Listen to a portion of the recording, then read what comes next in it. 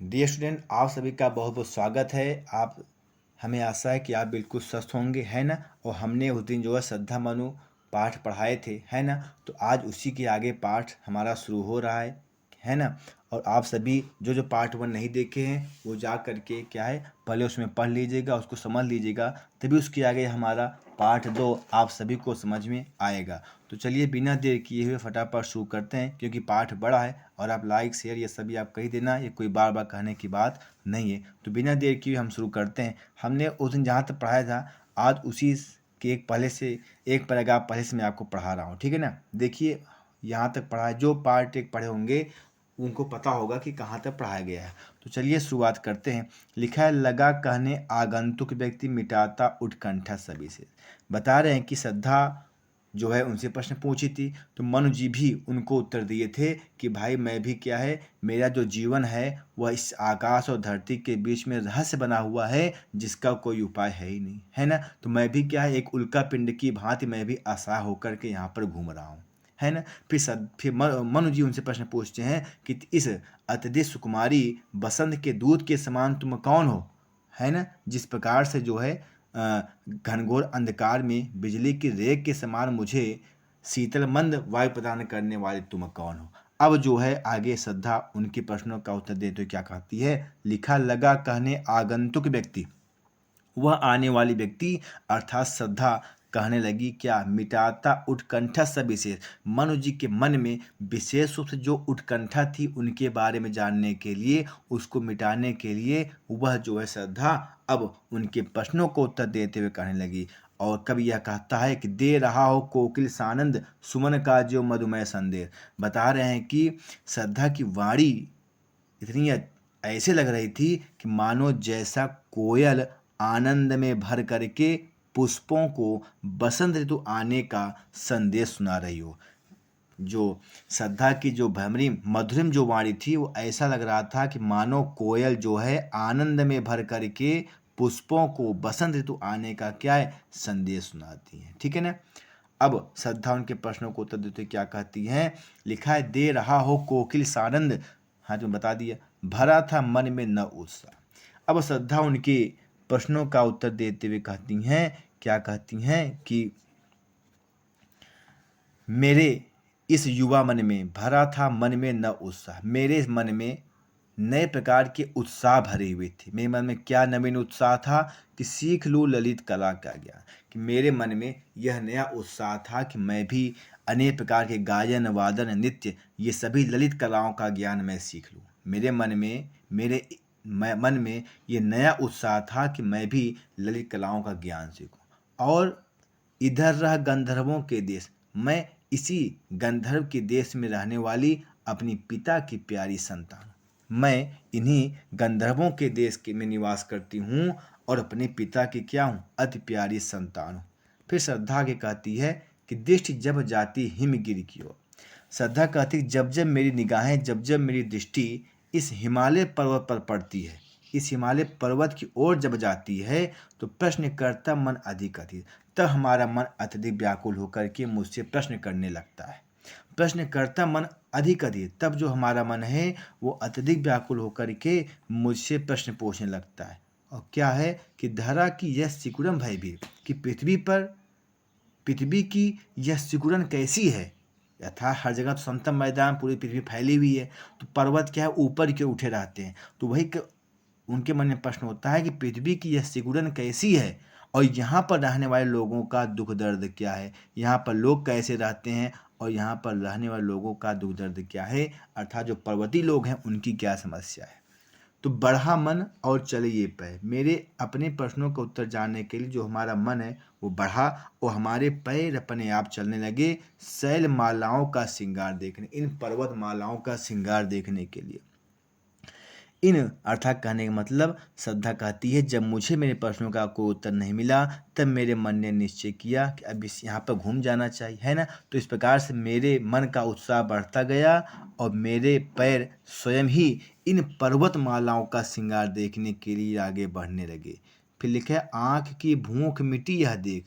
जब मैंने शैल पर्वतों को जब मैंने देखा तो हमारे मन में जो हमारे नेत्रों में जो भूख थी वह बिल्कुल मिटी हुई थी।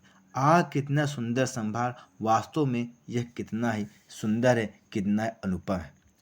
कितना सुंदर संभार, वास्तव में जो हिमालय पर्वत है यह बहुत ही अद्भुत है, बहुत ही सुंदर है। फिर आगे लिखा है, यहाँ देखा कुछ बलि का अन्न, है ना। अब श्रद्धा कहती है उनसे कि मैंने यहाँ पर बलिदान किए हुए, अर्थात बलि किए हुए, है ना। बता रहे कि जब मैंने हिमालय की शोभा देखते देखते यहाँ पहुँची हूँ, तब मैंने देखा क्या कि भूत हित रहित, अर्थात जीवों के कल्याण करने के लिए, जीवों की कल्याण करने के लिए यह यहाँ पर अन्न के दाने बिखेरे हुए हैं। बता रहे हैं कि जीवों की भलाई करने के लिए यहाँ पर किया हुआ यह दान किसका है। लिखा है, यहाँ देखा कुछ बलि का अन्न। यहाँ जब मैं आई हिमालय पर्वत के पास, तब मैंने यहाँ पर बलि चढ़ाए हुए मैंने कुछ अन्न के बिखरे दाने देखे, भूत हित रहित, जो जीवों की भलाई के लिए, जो ऋषि मुनि जो भी हैं व्यक्ति हैं, किसका यह दान, भूत हित रहित का। तो बता रहे हैं कि यहाँ जब मैं पहुँची, तब मैंने यहाँ पे कुछ अन्न के बिखरे दाने देखे, जो कि जीवों की भलाई के लिए यहाँ पर यह दान कौन कर रहा है। इधर कोई अभी सजीव, श्रद्धा कहती यहाँ पर कोई न कोई सजीव तो होगा ही जो इस प्रकार के दान करता है। हुआ ऐसा मन में अनुमान, ऐसे हमारे मन में मैं अनुमान लगाई, या मन में ऐसा अनुभव किया कि यहाँ आसपास कोई जीवित व्यक्ति अवश्य रहता है, उसी ने यह बलि का अन्न यहाँ बिखराया होगा, और मैं उसी व्यक्ति को ढूंढते ढूंढते आप तक आ पहुँची हूँ। अब फिर मुझे श्रद्धा कहती है, क्या कहती है, तपस्वी क्यों इतने हो क्रांत, हे तपस्वी तुम इतने दुखी क्यों हो, हे तपस्वी तुम इतने दुखी क्यों हो। वेदना का यह कैसा वेग, तुम्हारे मन में यह वेदना का वेग कैसा है, हे तपस्वी तुम इतने दुखी क्यों हो, और तुम्हारे मन में इतनी वेदना क्यों दिखाई दे रही है। और तुम कितने अधिक हताश, अरे तुम इतने हताश क्यों हो गए हो, बताओ यह कैसा उद्योग, अर्थात तुम इतना घबराए और व्याकुल क्यों दिखाई दे रहे हो, कृपया मुझे बताने की कृपा करें। तुम इतने हताश कैसे हो गए, और यह मन में तुम्हारे क्या व्याकुलता है, यह कैसा वेग चल रहा है, यह मुझे बताने की कृपा करें। अब जो है श्रद्धा उनसे पूछती है और उनको समझा भी रही है। श्रद्धा क्या कहती है कि दुख की पिछली रजनी बीच, अर्थात कि दुख रूपी रात बीत जाने के बाद सुख का नया सवेरा जरूर होता है। दुख रूपी रात बीत जाने के बाद सुख रूपी नया सवेरा जरूर होता है, क्योंकि ये सुख और जो दुख हैं, यह जो है क्या एक नीले रंग के पतले पर्दे के समान होते हैं। अर्थात ये दुख और सुख क्या है, बराबर आते ही रहते हैं। यह एक पतले झीने नीले रंग के पर्दे के समान है, जिसमें सुख रूपी हमारा शरीर क्या है, छिपा रहता है। तो कहने मतलब सुख और दुख क्या है, आते ही जाते रहते हैं। और जिसे तुम समझे हो अभिशाप, जिसे तुम अभिशाप समझ करके बैठ गए हो, वही तो इस संसार का मूल रहस्य है। जिसे तुम समझे हो अभिशाप जगत की ज्वालाओं का मूल, जिसे तुम अभिशाप समझ करके मान करके बैठ गए हो, वही तो इस संसार के उत्थान का तो मूल रहस्य है। और इसका वह रहस्य वरदान, और यह तो ईश्वर का एक रहस्यमय वरदान है, कभी इसको भूलना नहीं चाहिए। बता रहे ईश्वर का क्या है, यह एक रहस्यमय वरदान है, कभी इसको नहीं भूलना चाहिए। अब आगे लिखा है, लगे कहने मनु सहित विषाद। अब मनु जी दुख पूर्वक एक लंबी सांस लेकर के कहने लगे कहने मनु सहित विषाद, मधुर मारुत से उच्छ्वास में लंबी सांस लेना छोड़ना। तो जो मनु जी हैं वो दुखपूर्वक एक लंबी सांस लिए, और उसके बाद वो कहने लगे, क्या कहते हैं, अत्यधिक उत्साह तरंग आवाज उठाते मानस में सबिलास। तो बता रहे हैं कि जो है वे निरंतर ही मन में उत्साह और अत्यधिक ऊंची तरंगे उमंगे भरने वाली है ना। लिखा है, अधिक उत्साह तरंग आवाज उठाते मानस में सबिलास। मनु जी कहते हैं जो तुमने हमसे जो विलासतापूर्व जो हमसे बात कही है, वो हमारे मन को अत्यधिक उत्साहित कर रहे हैं। मनु जी कहते हैं कि जो तुमने हमसे विलासतापूर्ण जो बात कही है, वे हमारे मन को अत्यधिक उत्साहित करने वाले हैं। और प्रिय विद्यार्थी, आप सभी का जो है इसमें वीडियो चल ही रहा है, अगर आप लाइक नहीं किए हों तो आप इस वीडियो को आप लाइक कर दीजिए और आप कमेंट भी आप कर दीजिए, क्योंकि कमेंट पढ़ना मुझे अच्छा लगता है और आपने क्या कमेंट किया है, यह क्या है, कहीं न कहीं हम सबको बताएगा, ठीक है ना। और इसके बाद जो है प्रिय विद्यार्थी, अब इसके आगे यह लिखा है कि किंतु जीवन का कितना निरुपाय लिया है देख नहीं संदेश। तो बता रहे हैं कि जो है जीवन कितना निरुपाय हो गया है, क्या तुमने प्रकृति के द्वारा इस संदेश को नहीं देखा है। वह जो है मनु जी जो है उनसे श्रद्धा से प्रश्न पूछते हैं और कहते हैं किंतु जीवन कितना निरुपाय लिया है देख नहीं संदेश। यह जीवन कितना निरुपाय हो गया है, क्या तुमने ईश्वर के संदेश को नहीं देखा। आगे समझाते हैं कि निराशा है जिसका परिणाम सफलता का वह कल्पित गेह। बता रहे हैं कि जिसका जो मनुष्य सफलता की कल्पना अपने हृदय में लिए रहता है, जबकि उसका परिणाम अक्सर निराशा ही देने वाला है। और उनको समझाते हुए मनु जी कहते हैं कि जो है जो मनुष्य अपने मन में सफलताओं की कल्पना करता रहता है, उन सफलता का परिणाम अक्सर निराशा ही रहता है। अब लिखा है कहा आगंतुक ने इसने। अब श्रद्धा ने जब यह जाना कि मनु जी अत्यधिक हतोत्साहित हो गए हैं, तब वो उन्होंने बड़े ही प्रेम से बोलना शुरू किया और कहते हैं अरे तुम इतने हुए अधीर, अरे तुम इतने अधीर क्यों हो गए हो, तुम अपना धैर्य क्यों खो बैठे हो, हार बैठे जीवन का दांव जीतते मर कर जिसको भी। ऐसा लगता है तुम तो अभी से अपने जीवन हार गए हो, तुम तो अपने जीवन को जैसे अभी से हार गए हो। लेकिन क्या कहती है, जीतते मर कर जिसको वीर, जो साहसी पुरुष अपने कठिन परिश्रम के आधार पर जीत प्राप्त करता है उसी को वीर कहते हैं। जीतते मर कर जिसको वीर, अर्थात जो हारते हुए भी जो जीत जाए, जो मरते हुए भी जो जीत जाए, उसी को वीर कहा जाता है। अब आगे कहती है कि तप नहीं केवल जीवन सत्य। हे मनु जी, सिर्फ तपस्या करना ही यह जीवन की सत्यता नहीं है। सिर्फ तपस्या करना ही, हे तपस्वी, केवल तप करना ही क्या है, जीवन की सत्यता नहीं है। यह तो जो है करुण, यह क्षणिक दिन अवसाद, यह तो क्षण भर होने वाला करुणा उत्पन्न करने वाला यह एक खेद है, यह एक दुख है।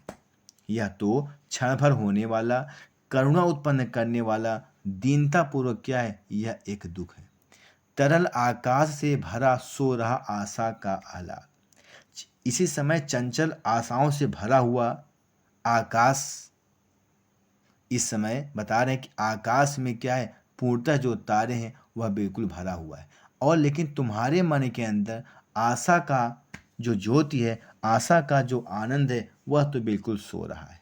समझाते हुए कहती हैं कि यह जो क्षण है वह तो करुणा उत्पन्न करने वाला दीनतापूर्वक खेद है, और इसी खेद के अंदर चंचल आशाओं से भरा हुआ तुम्हारे अंदर आशा का आनंद क्यों सो रहा है। फिर कहती समझाते हुए कि प्रकृति के यौवन का श्रृंगार करेंगे कभी न बासी फूल। ये जो कभी बासी फूल होते हैं वो कभी भी प्रकृति का श्रृंगार नहीं करते। बासी फूल कभी प्रकृति का श्रृंगार नहीं करते। मिलेंगे वे जाकर शीघ्र, वे तो अतिशीघ्र जाकर के क्या है, धूल में जाकर मिल जाएंगे, क्योंकि जो धूल है उनसे मिलने के लिए अत्यधिक उत्सुक रहती है। बता रहे ये तो अतिशीघ्र जाकर के धूल में मिल जाएंगे, क्योंकि जो धूल है उनसे मिलने के लिए अत्यधिक आकुल रहती है, अत्यधिक व्याकुल रहती है। अब आगे श्रद्धा क्या कहती है, एक तुम हो और एक यह क्या है, एक बहुत बड़ा विशाल भूखंड है।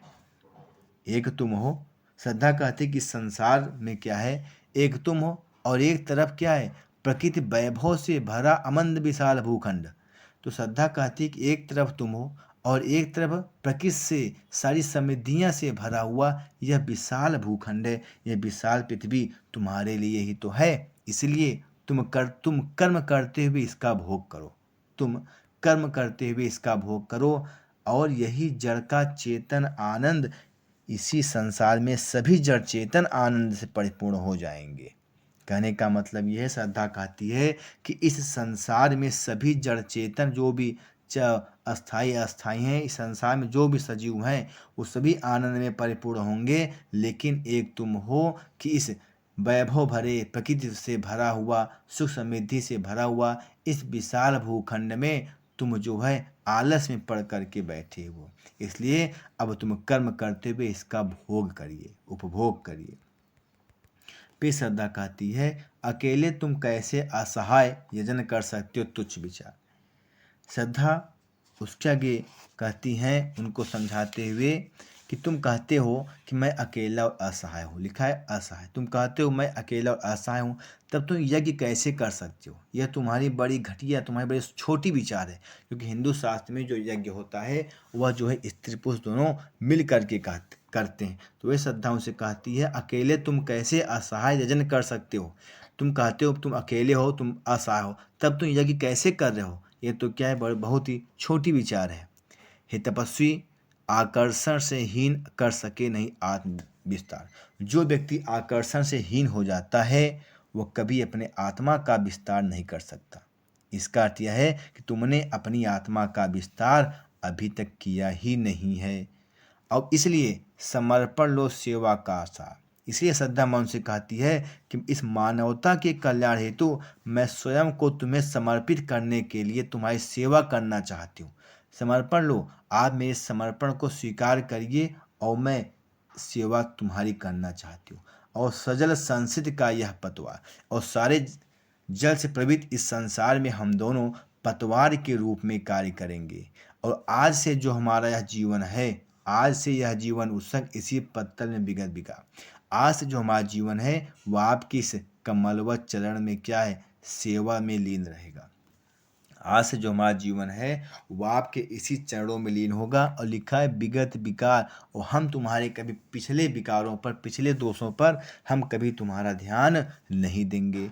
आय क्या कहती है कि बनो संसिद के मूल रहस्य, इस संसार के मूल रहस्य बने। श्रद्धा कहती है कि आप मेरे समर्पण को स्वीकार कर लीजिए, है ना। और स्वीकार करने के बाद हम सभी इस संसार के मूल रहस्य बने, क्योंकि तुम्हें से फैलेगी वह बेल बताने पनो संसिद के मूल रहस्य, तुम्हें से फैलेगी वह बेल। तो श्रद्धा मन को प्रेरित करते हुए कहती है कि आप मुझे स्वीकार करके जो है आप जो है इस मूल रहस्य को पहचानो और मुझे अपना जीवन संगिनी बना करके इस मानव सृष्टि की बेल को आगे बढ़ाओ। तो मुझे स्वीकार करके जो है इस मानव रूपी बेल को, संस्कृति को तुम आगे बढ़ाओ और विश्व भर सौरभ से भर जाए। तुम मेरे संयोग से मानव रूपी फूलों की रचना करके, तुम मेरे संयोग से मानव रूपी फूलों की रचना करके जीवन के इस सुंदर खेल को खूब खेलो। विश्व भर सौरभ से भर जाए सुमन के खेलो सुंदर खेल। तुम मेरे संयोग से इस मानव रूपी फूलों की रचना करके जीवन के सुंदर खेल को खूब खेलो, जिससे सारा संसार उस पुष्पों की किलकारियों की सुगंध से महक उठे। जिससे सारा संसार उस फूलों की उस फूलों की किलकारियों की सुगंध से महक उठे। अब आगे है, और यह क्या तुम सुनते नहीं? क्या तुमने अभी तक सुना नहीं है विधाता का मंगल वरदान? क्या तुमने अभी तक ईश्वर के इस कल्याणकारी वरदान को नहीं सुना है? क्या वरदान है भाई? कि शक्तिशाली हो, विजयी बनो, कि शक्तिशाली हो करके विजय प्राप्त करो। क्या तुमने ईश्वर के इस वरदान को, कल्याणकारी वरदान को, क्या तुमने इसको नहीं सुना कि शक्तिशाली बनकर विजय प्राप्त करो और विधाता और विश्व में गूंज रहा जयगान, और यही विजय गान इसमें संपूर्ण विश्व भर में गूंज रहा है। और यही जो जयगान है, यही जो विजय गान है आज विश्व भर में गूंज रहा है।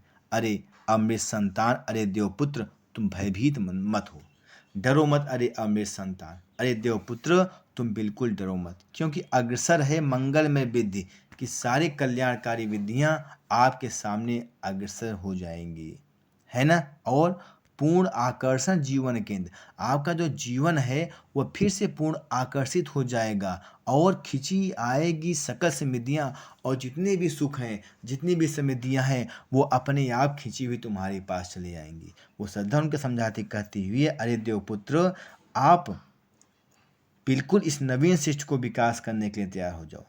आप मन में किसी भी प्रकार का भयभीत न हो, क्योंकि कल्याणकारी विधियाँ समृद्धियाँ आपके सामने उपस्थित हैं। आपका भविष्य मंगलमय है और आपका जो जीवन है वो फिर से आकर्षण से भर जाएगा। इसलिए क्या है, जो भी सुख समृद्धियाँ हैं वो सभी आपके पास स्वयं खिंची हुई चली आएंगी। अब आगे लिखा है, विधाता की कल्याणी से सफल हो इस भूतल पर। अब ये दो पैरा बहुत ही बेहतरीन है। श्रद्धा मन से कहती है कि जो है तुम नवीन उत्साह से भर करके ऐसा कार्य करोगे तो विधाता की सर्वोत्तम कही जाने वाली इस संसार का कल्याण करने वाली मानव सृष्टि अपने वंश को आगे बढ़ाने में क्या हो जाएगी, सफल हो जाएगी। लिखा है इस सफल हो इस भूतल पर पूर्ण। तो मानव की जो वंशावली है वो इस पृथ्वी पर क्या है, सफल होती रहेगी। और पटे सागर बिखरे ग्रहपुंज और ज्वालामुखियां हो चूर। तो बता रहे हैं कि तुम्हारे ऐसे सार्थक प्रयास से समुद्र पट जाएंगे, अर्थात समुद्र शांत हो जाएंगे। ग्रह नक्षत्र तुम्हारे चारों ओर बिखर कर अपना यश लुटाएंगे और महाविनाश बरसाने वाले जो ज्वालामुखियां हैं वो सदैव के लिए चूर्ण चूर्ण होकर के शांत हो जाएंगी। और कहने का आशय यह है कि तुम अपने कठोर परिश्रम से एक बार इस संसार में मनुष्य फिर से आपके परिश्रम से, मेहनत से हो जाएंगे। और आगे लिखा है, उन्हें चिंगारी सदिश सदर्प कुचलती रहे खड़ी आनंद। तो कहने का मतलब यह है कि यदि तुम निराशा त्याग करके दृढ़ निश्चय अपने काम में लग जाओगे तो कहने का मतलब हम उनके चिंगारियों पैरों से कुचलकर नष्ट कर देने के समान मानवता इस विजय पर क्या है, फिर से आ जाएंगी। और लिखा है कि जलद के फूटे कितने वश, जलद के फूटे कितने उस द्वीप कच्छप डूबे उतरा। तो बता रहे हैं कि समुद्र में चाहे कितने ही झरने फूट पड़े और द्वीप कच्छप डूबे उतराए, अर्थात उस महाप्रलय में बड़े बड़े द्वीप कछुओं की भांति डूबने और उतराने लगे। बता रहे हैं कि सागर में, समुद्र में चाहे कितने ही लहरें उठ पड़े, कितने झरने फूट पड़े, अर्थात समुद्र जो है प्रलय का रूप धारण कर ले और उस महाप्रलय के जल में बड़े बड़े जो द्वीप हैं वो कछुए की भांति क्या है, डूबने और उतराने लगे। अब क्या बता रहे हैं, लेकिन किंतु वह खड़ी रहे दृढ़ मूर्ति अद्भुत का कर रही उपाय। लेकिन फिर भी मानव जाति दृढ़ मूर्ति के समान अचल होकर के खड़ी रहेगी और सदैव अपने उत्थान के उपाय के लिए सोचती रहेगी, उपाय करती रहेगी। अब आगे कहती है कि शक्ति के विद्युत कण जो व्यस्त विकल बिखरे हैं निरुपाय। बता रहे मानव जाति आज, मानव की जो शक्तियां हैं वह विद्युत कणों की भांति अलग अलग होकर के बिखरी पड़ी हैं। शक्ति के विद्युत कण जो व्यस्त होकर के बिकल बिखरे पड़े। तो श्रद्धा कहती है कि मानव जाति जो है, मानव जाति की जो शक्तियां हैं वह बिखरे हुए विद्युत कणों के समान अलग अलग पड़ी हुई है। इसलिए मानव जाति शक्ति के इन बिखरे हुए विद्युत कणों को हम सभी को समन्वित करके, एक करके जो है, एक करके उनमें समन्वित स्थापित करें, तभी जो है हमें मानवता की विजय होगी, तभी मानवता की विजय। कहने का मतलब इस चालन कर फिर देखो, समुद्र से चाहे कितने ही झरने फूट पड़े, समुद्र प्रलय का रूप धारण कर ले तथा उस महाप्रलय में जल में चाहे बड़े बड़े द्वीप कछुओं की भांति डूबने और उतराने लगे, फिर भी मानव जाति दृढ़ मूर्ति के समान अचल खड़ी रहेगी और सदैव अपने उत्थान के उपाय करती रहेगी। आज मानव शक्ति विद्युत कणों की भांति अलग अलग जो बिखरी पड़ी है, उन सभी विद्युत कणों को एकत्र करके उसमें समन्वय स्थापित करें तो निश्चय ही मानवता की विजय होगी। इस प्रकार से जो है इस पाप का जो पाठ है वह समाप्त हुआ। ठीक है ना। और ये जो श्रद्धामनु पाठ है यह क्या है, बड़ा ही इम्पोर्टेंट आपके लिए है। ठीक है ना। इस प्रकार विद्यार्थी ये वीडियो आपको कैसा लगा, आप कमेंट हमको जो बताना। आप सभी का बहुत बहुत धन्यवाद।